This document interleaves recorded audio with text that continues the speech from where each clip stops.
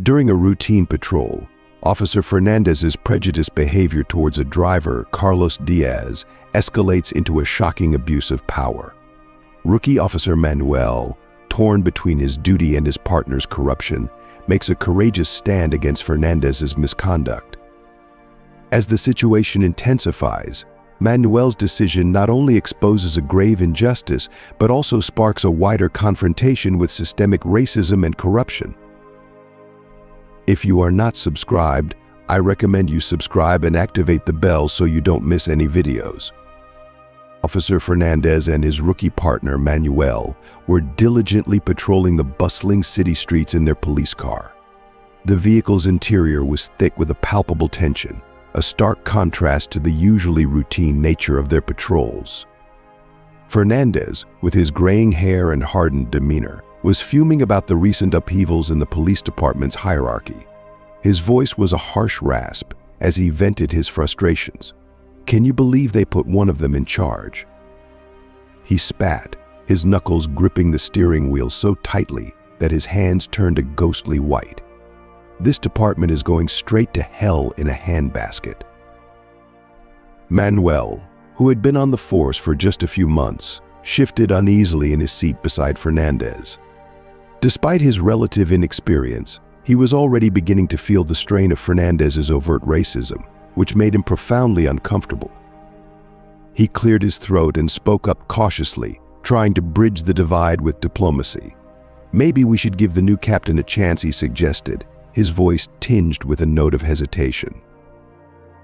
Fernandez's reaction was immediate and derisive. He let out a harsh, mocking laugh. "You're too naive, kid," he sneered. "They're all the same. You can't trust them." His words were laced with a bitterness that seemed to seep through the cracks of his hardened exterior. As they turned onto Main Street, Fernandez's gaze fell upon a sleek black sedan that immediately caught his attention. The driver, a well-dressed black man, was adhering to all traffic regulations, but Fernandez's expression darkened with irritation. "Look at that," Fernandez muttered with barely concealed disdain. "I bet he stole that car." Manuel frowned deeply, his discomfort growing. "He's not doing anything wrong, sir," he said firmly, trying to stand up for what he believed was right. "Maybe we should just keep moving." Fernandez's eyes narrowed further as he disregarded Manuel's objection, abruptly turning on the patrol car's flashing lights. The black sedan complied and pulled over smoothly. Manuel watched as the driver's shoulders tensed with visible anxiety as Fernandez stepped out of the vehicle. "Sir, please," Manuel pleaded softly. "This doesn't feel right." His voice was edged with concern, but Fernandez chose to ignore him, approaching the sedan with a sarcastic smile that did little to mask his underlying contempt. Manuel followed, his stomach churning with anxiety and a growing sense of dread. As they approached, the driver's window descended, revealing a composed yet wary face. The man's eyes flickered nervously between the two officers. "Is there a problem, officers?" he inquired with calm composure. Fernandez leaned in, his face uncomfortably close to the driver's, and demanded with a tone of thinly veiled disdain, "License and registration." The driver, maintaining his calm demeanor, handed over the requested documents without protest. Fernandez noted with a smirk that the man's hands were trembling slightly. He read the name of the documents, Carlos Diaz, with a scornful curl of his lip. "What brings you to this neighborhood, Mr. Diaz?" Carlos replied with steady resolve, "I'm on my way to an important meeting." "Can you tell me why I was pulled over?" His question was met with silence as Fernandez, clearly uninterested, placed a hand on his weapon in a menacing gesture. "Mind if we take a look inside?" Carlos hesitated, his eyes darting to Manuel, who looked away, feeling a deep sense of helplessness. Slowly, Carlos opened the car door and stepped out, his movements deliberate. The tension in the air was thick and palpable. Manuel felt a rising sense of dread, knowing in his gut that this encounter was unfolding in a deeply wrong way, but feeling powerless to intervene effectively. Fernandez began his invasive questioning, circling Carlos's vehicle with predatory intent, scrutinizing every inch as if searching for any excuse to escalate the situation.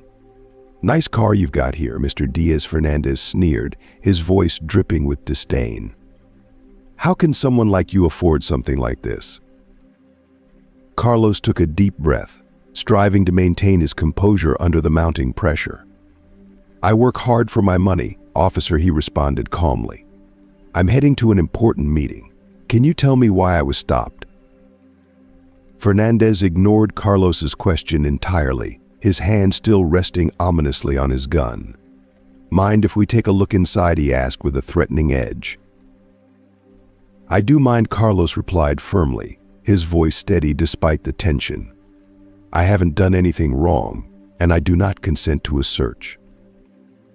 Fernandez's face contorted with anger and suspicion. "What? You've got something to hide?" "Huh," he growled, his tone escalating with each word. The situation, already fraught with tension, continued to spiral as Fernandez's hostility became more evident. Manuel, witnessing the injustice unfold, felt the weight of his internal conflict intensify as he struggled to reconcile his duty with the blatant abuse of power before him. Little did they realize, this routine traffic stop would become a pivotal moment, altering the course of their lives in unforeseen ways. Without any forewarning, Fernandez yanked open the car door with a forceful motion and began rifling through the interior with an aggressive haste. Carlos, shocked by the sudden intrusion, stepped forward, intending to voice his objections. However, Manuel swiftly intervened, placing himself between Carlos and Fernandez with an urgent, trembling demeanor. "Sir, please step back." Manuel implored, his voice betraying his anxiety, as Fernandez, with a practiced subtlety, retrieved a small bag of white powder from his pocket and inconspicuously slid it under the driver's seat. Manuel, his heart pounding furiously, caught a fleeting glimpse of Fernandez's actions from the corner of his eye. The realization struck him like a thunderclap. This was no mere case of racial profiling, it was an orchestrated setup. If you are still watching this video and find these stories useful, please comment number 1 below to let me know that you are still watching this video with me. Thank you for your valuable time. Emerging from the car with an air of self-satisfaction, Fernandez held up the bag triumphantly. Well, he proclaimed with a smirk. "What do we have here?" Carlos's eyes widened in a mixture of horror and disbelief. "That's not mine. You just planted that," he protested vehemently. Fernandez's smile turned into a sneer of contempt. "Looks like we've got a drug dealer here. You're under arrest." As Fernandez moved to cuff Carlos, the facade of calm that Carlos had maintained finally shattered. "This is absurd. I'm telling you, that's not mine," he insisted, his voice tinged with desperation. Manuel's stomach churned as he witnessed the blatant abuse of power unfolding before him. The words of his father echoed in his mind, a poignant reminder of his duty. "A true officer protects and serves everyone, son, not just those who look like us." The atmosphere was charged with tension, thick enough to cut through. Carlos, now fully aware of the gravity of his predicament, cast a desperate look towards Manuel. "Officer, you saw what happened. Please tell him this isn't right." Fernandez whirled around, fixing a steely glare on Manuel. "Don't listen to him, rookie. This is how we clean up the streets." Manuel found himself paralyzed, caught between loyalty to his partner and a profound moral obligation to uphold justice. The weight of the moment bore down on him, pressing him to make a decision that would not only alter the trajectory of his career but potentially impact his entire life. As Fernandez reached for the handcuffs, the world seemed to slow to a crawl. Memories of his father's approving smile at his police academy graduation, the countless stories of integrity and honor he had absorbed growing up, and the solemn oath he had taken to protect and serve flooded his mind. "Stop!" Manuel's voice rang out with an unexpected firmness, startling even himself. Fernandez halted abruptly, his hand hovering midway to Carlos's wrist.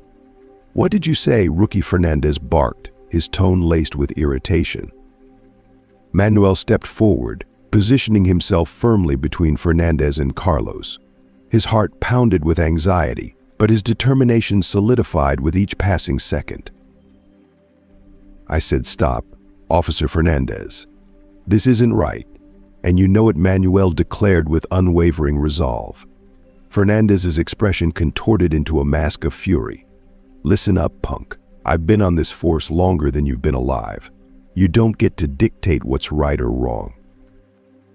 "Maybe not," Manuel countered, standing his ground. "But I know what I saw. You planted that evidence. This man is innocent."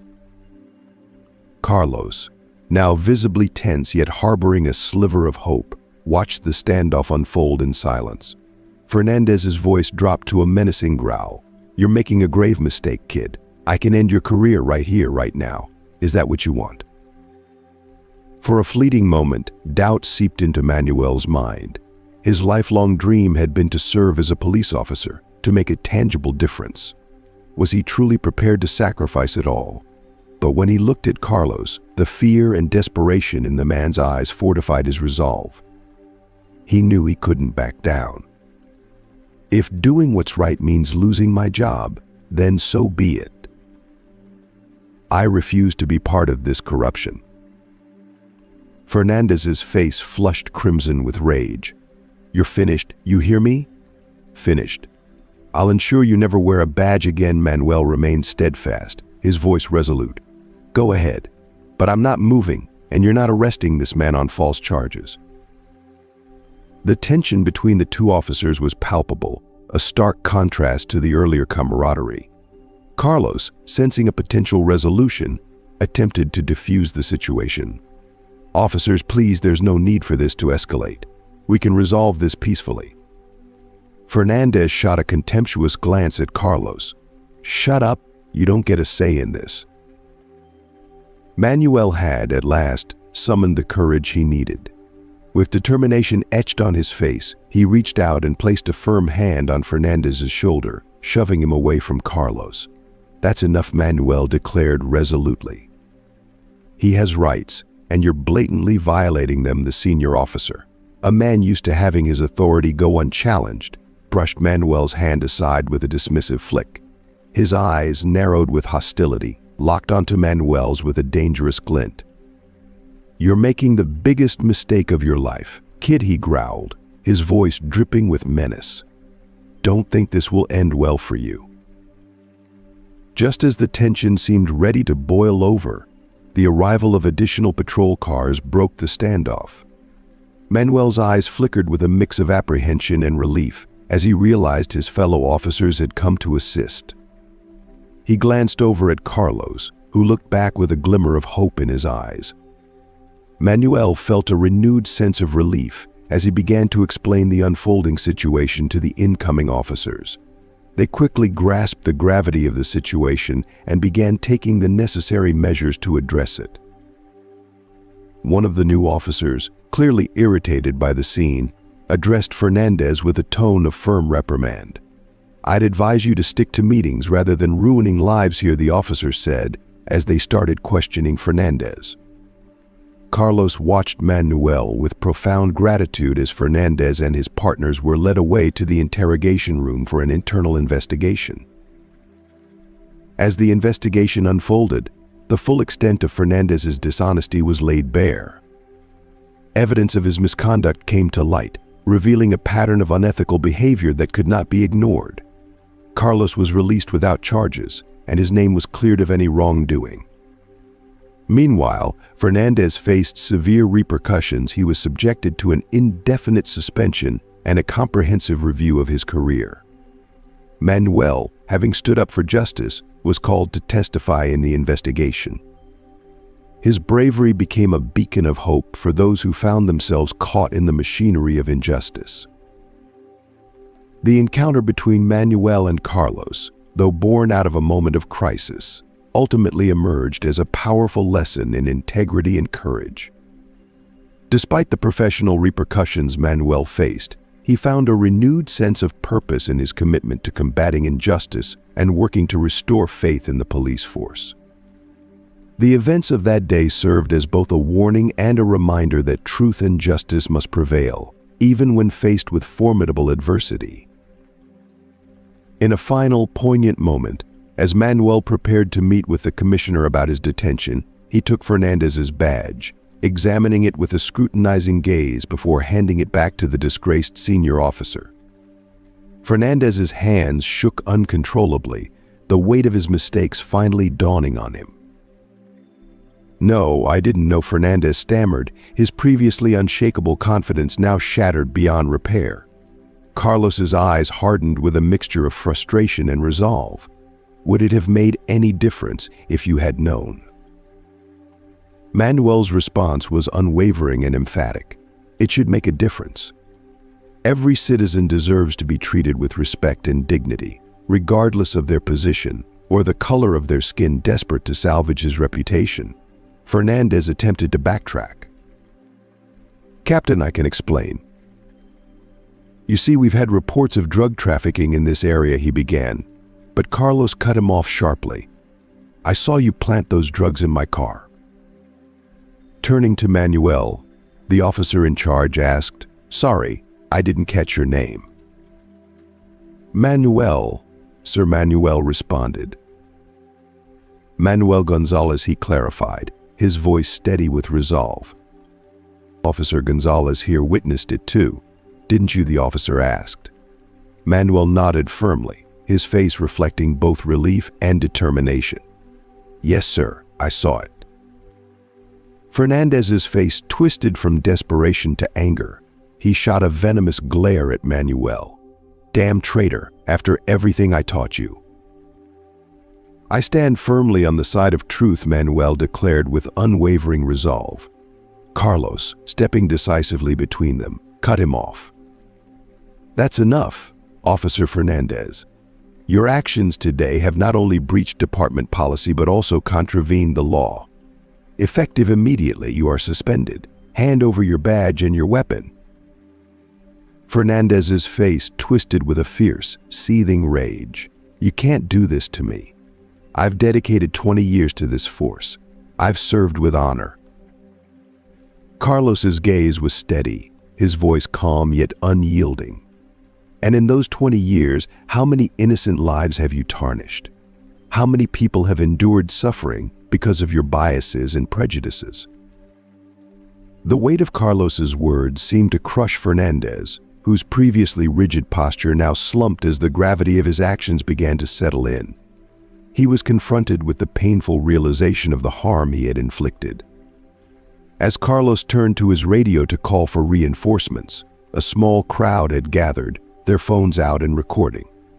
The story of a corrupt officer caught red-handed by the very man he had tried to frame was poised to become a sensational news story. Manuel, still grappling with the enormity of what had transpired, approached Carlos with a troubled expression. "Sir, I'm sorry for not coming forward sooner." Carlos placed a reassuring hand on Manuel's shoulder. "You did the right thing when it mattered most, Officer Gonzalez. That's what truly matters." As they awaited the arrival of reinforcements, both men understood that this incident was merely the beginning. The exposure of Captain Diaz's identity had ignited a spark that would lead to a much broader reckoning, compelling their department and the city at large to confront deeply ingrained issues of racism and corruption. Meanwhile, the confrontation between Carlos and Fernandez continued to unfold amidst the growing crowd of spectators. The once quiet suburban street had transformed into an impromptu stage for a drama that was capturing the attention of the entire city. If you are still watching this video and find these stories useful, please comment number 2 below to let me know that you are still watching this video with me. Thank you for your valuable time. "Hey, isn't that the new police captain?" someone in the crowd whispered, and the rumor quickly spread. People began shouting words of encouragement to Carlos and Manuel while directing insults at Fernandez. "Justice for Captain Diaz. Arrest the corrupt cop. We stand with you, Captain." The chorus of voices grew louder, their energy palpable. Fernandez's face, a mix of anger and fear, scanned the crowd, realizing he was both outnumbered and exposed. Amid the commotion, a child's voice pierced through the tumult.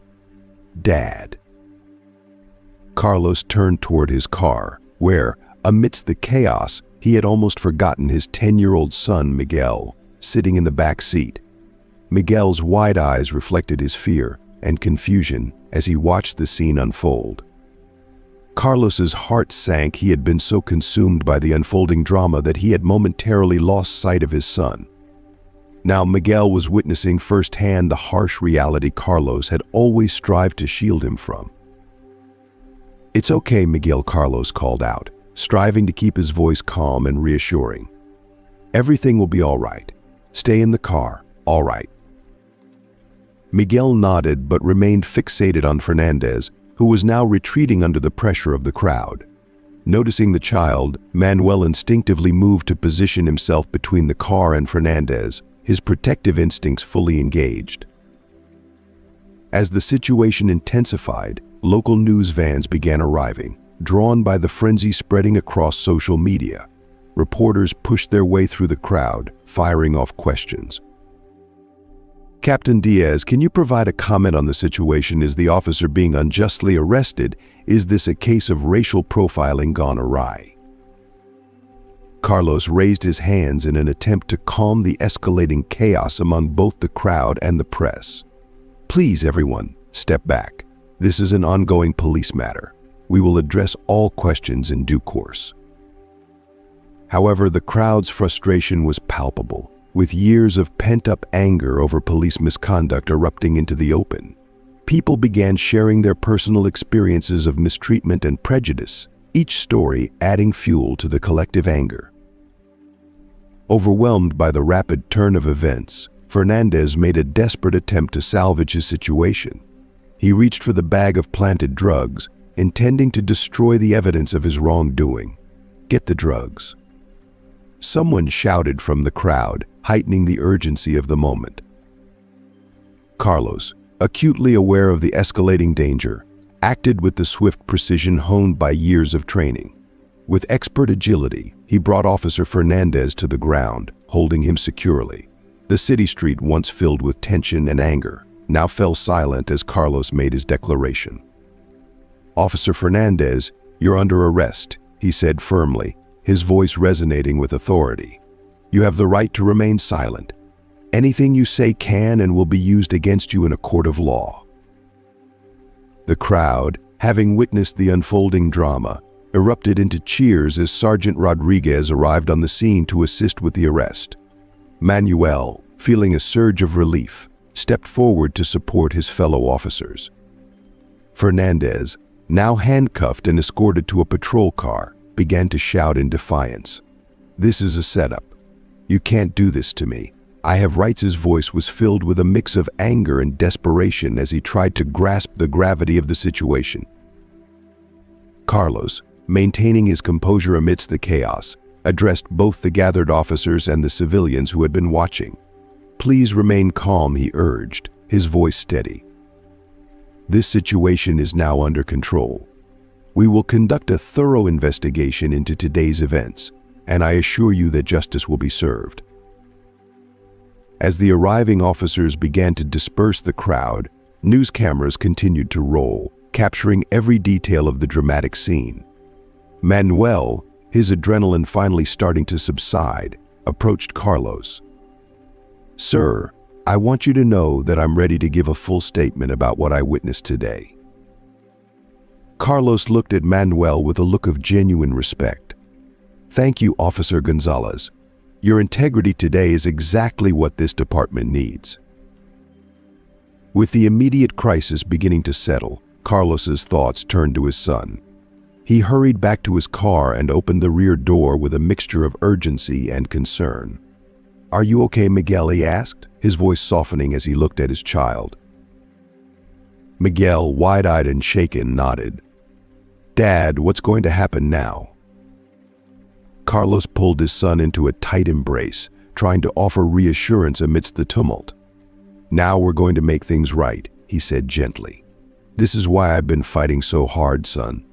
This is why my job is so important."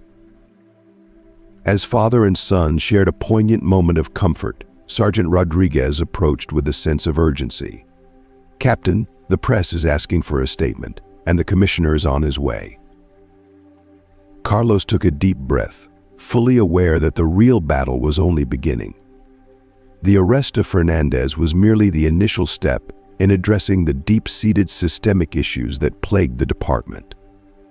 Looking at Manuel, then at his son, and finally at the expectant crowd of citizens, Carlos straightened his shoulders with a renewed sense of determination. The road ahead would undoubtedly be challenging, but for the first time in a long while, there was a glimmer of hope for real change. Reinforcements had arrived, not only in the form of additional officers, but also in the awakening of a community ready to fight for justice. The real work was just beginning. As the press converged and the commissioner arrived, the weight of the day's events began to settle. A reporter, pushing through the crowd, called out, "Serious accusations, Captain. Do you have evidence?" Manuel stepped forward, his voice firm despite his evident nerves. "I do," he said, addressing both the reporters and the officials. "I witnessed the entire incident, sir. Officer Fernandez planted drugs in Captain Diaz's vehicle." The revelation hung in the air, heavy with implications. The stakes had been raised, and the path to justice would require more than just one arrest. It would demand a thorough and uncompromising examination of the corruption and malfeasance that had tainted the force. As Carlos stood amidst the gathering storm of media and official scrutiny, he knew that the journey toward accountability and reform was only beginning, but he was ready to face it head-on. The commissioner's gaze flitted between Carlos, Manuel, and the patrol car where Fernandez was seated, his face a turbulent blend of anger and apprehension. "This is a nightmare," Montoya muttered under his breath before turning to address the chaotic scene more forcefully. "All right, I want statements from everyone involved immediately. And someone gets those news cameras out of here." However, Montoya's commands came too late. The unfolding drama had already ignited a storm on social media, with smartphones capturing every minute detail. Fernandez's face, once a mask of control, was now contorted in a mixture of anger and panic as he was led from the patrol car to confront the commissioner. "This is all a misunderstanding," Fernandez bellowed, his composure finally unraveling. "Seriously, are you going to take the word of this rookie and some guy who just showed up claiming to be a captain?" Carlos stepped forward, his badge catching the sunlight and reflecting his authoritative stance. "I am Captain Carlos Diaz," he declared with unwavering resolve, "and I was en route to meet the commissioner when you illegally detained me and tried to frame me for drug possession." The crowd, which had briefly quieted upon the commissioner's arrival, erupted into renewed murmurs and chants. Voices rang out with cries for justice and demands to lock them up. Commissioner Montoya raised his hands in a bid for calm, his expression stern. "This situation will be handled according to official protocol. Fernandez is suspended pending a thorough investigation. Captain Diaz, I expect a complete report on my desk by tomorrow morning." Fernandez's face contorted with rage, his anger palpable. "Is this how you treat me, Montoya, after all these years? You know how things operate on the streets. Sometimes bending the rules is necessary to achieve results." A stunned silence descended over the crowd, even among those who had been vociferously calling for Fernandez's arrest. The admission of bending the rules shocked everyone. Carlos approached Fernandez, his voice steady but cutting through the silence. "The rules are not meant to be bent, Fernandez. They are designed to protect everyone, including the officers who respect them. Your actions today and presumably over the years have not only violated the law but also eroded the trust between the police and the community we vowed to protect." Emboldened by Carlos's words, Manuel stepped forward. "Sir," he addressed the commissioner with a firm voice, "I am ready to provide a complete statement regarding today's events, as well as other incidents I have witnessed during my time working with Fernandez." Fernandez, now overcome with rage, lunged at Manuel, his face flushed and contorted. "Damn, traitor. I'll ruin you." Several officers rushed in to restrain Fernandez, who continued to hurl threats and insults as he was subdued. Commissioner Montoya, his expression somber and resolute, nodded to the officers. "Take him away and ensure he is charged with attempted assault on an officer, in addition to the other charges." As Fernandez was led away, still shouting vehemently, Carlos turned to address the crowd. "I understand that many of you have lost faith in law enforcement. What occurred here today is indefensible. However, I promise you this: under my leadership, we will root out corruption, confront racial biases head-on, and work tirelessly to rebuild the trust that has been shattered." The crowd's angry shouts gradually transformed into cautious applause. It was not an overwhelming endorsement, but it marked the beginning of a shift. As the scene started to disperse, Carlos caught Manuel's eye. The young officer, feeling a profound sense of validation, stood a little taller, reassured that he had made the right choice. The road ahead would undoubtedly be fraught with challenges, but today change was not only possible but already in motion, one brave action at a time. The immediate confrontation was over, but the true challenge of reforming the department and mending the rift with the community was just beginning. In the days that followed, the fallout from Fernandez's actions sent shockwaves through both the police force and the community. The incident revealed a deep-seated pattern of systemic issues within the department, exposing the cracks in its foundation. If you are still watching this video and find these stories useful, please comment number 3 below to let me know that you are still watching this video with me. Thank you for your valuable time. Fernandez, now stripped of his badge and gun, found himself confined in a detention cell, a stark contrast to the arrogant officer he had been just days prior. The media circus surrounding his arraignment drew intense public scrutiny, with protesters outside the courthouse vocally demanding justice. Inside the courtroom, Fernandez's carefully crafted image of righteousness crumbled under the weight of mounting evidence. Manuel's testimony proved to be particularly damning, offering a vivid account of the attempted framing and the abuse of power. The turning point in Fernandez's case came with the courage of other officers who, inspired by Manuel's bravery, stepped forward with their testimonies. Their accounts of years of misconduct, racial profiling, and abuse by Fernandez sent shockwaves throughout the department and the community.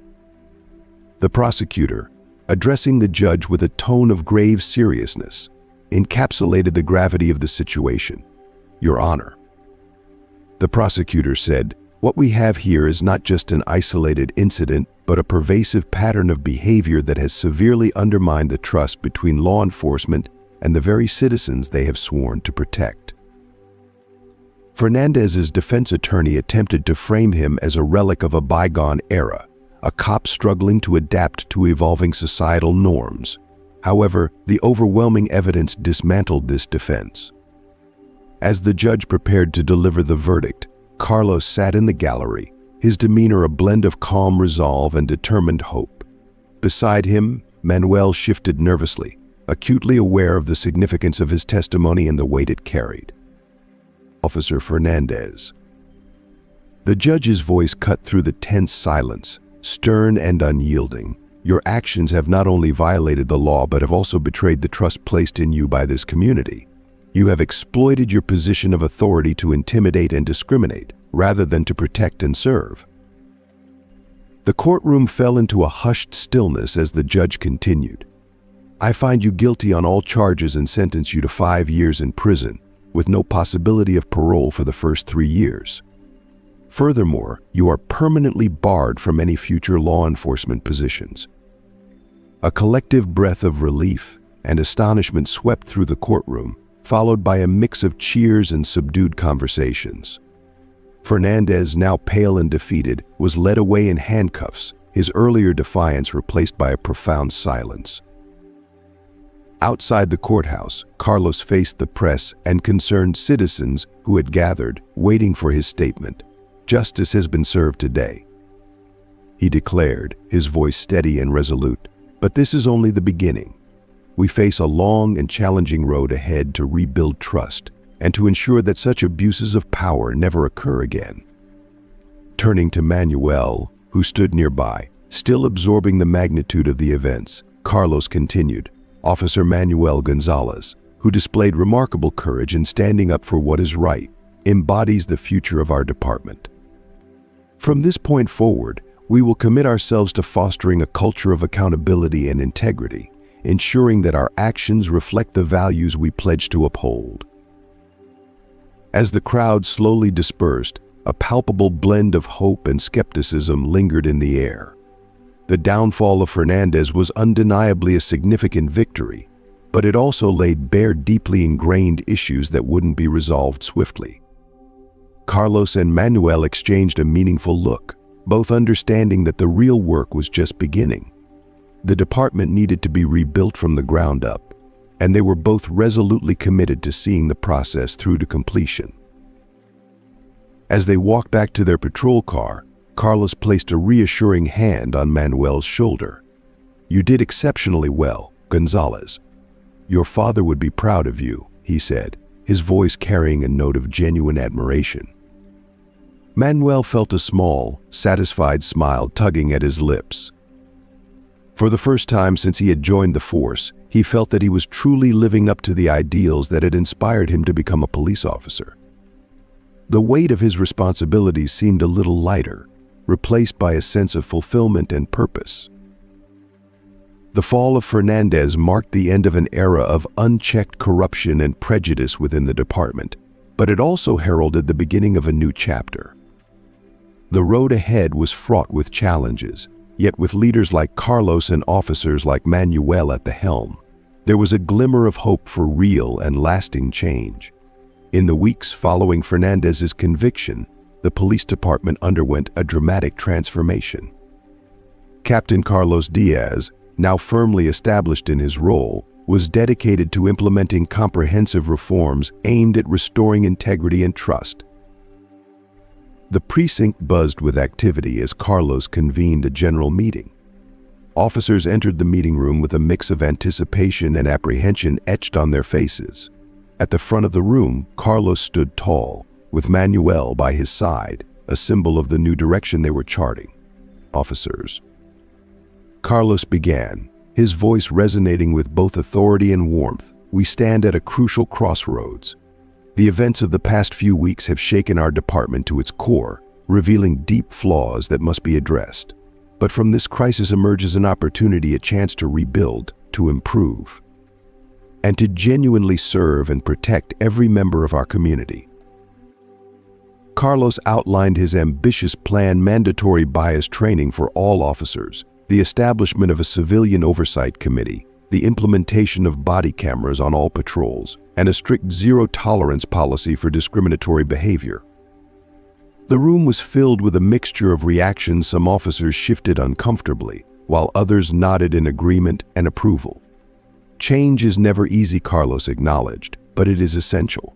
We owe it to ourselves and to the community we serve to make these reforms a reality." At the end of the meeting, Manuel found himself surrounded by fellow officers. Many congratulated him on his bravery, while others sought advice on navigating the department's evolving landscape.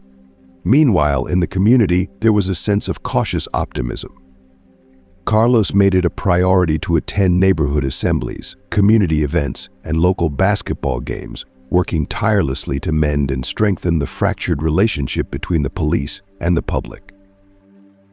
One evening, as Manuel was finishing up his patrol, he noticed a familiar face: Carlos's son, Miguel, playing basketball at a local park. Manuel stopped his patrol car and stepped out. "Hi, Miguel," he called out with a friendly smile. "Mind if I join in?" The boy hesitated for a moment before nodding, his initial shyness giving way to a smile of his own. As they played, more neighborhood kids joined in, and soon the game turned into a lively full-court match, with laughter and shouts filling the air. Carlos arrived to pick up Miguel and couldn't help but smile at the sight. He joined the game, and for a brief moment, the weight of his responsibilities seemed to lift as he enjoyed the simple pleasure of playing basketball with the neighborhood kids.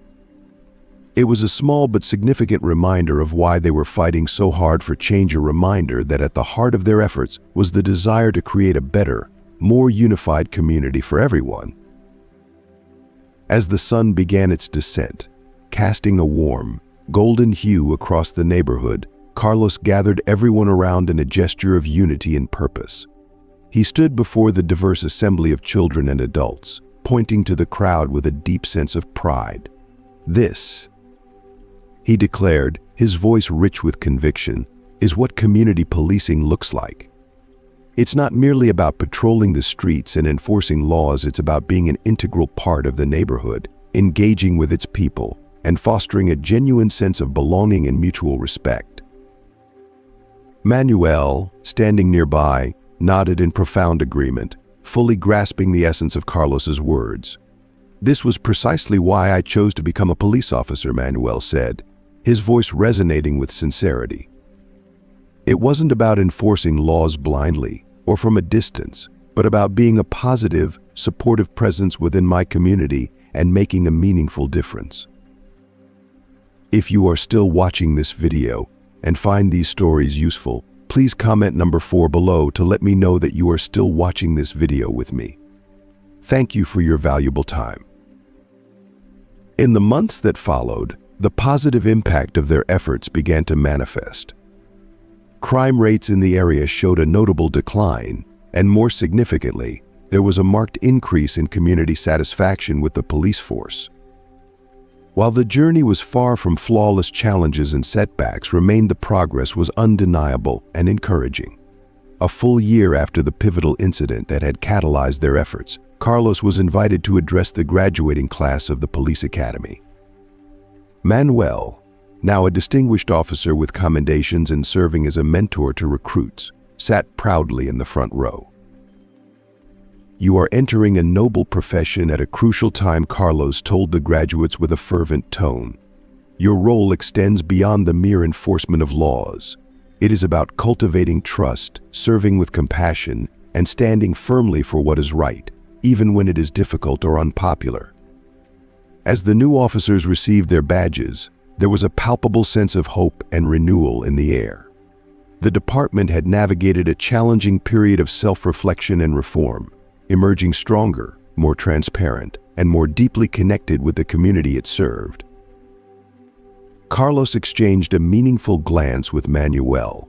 They both understood that their work was far from complete, but they were on the right trajectory.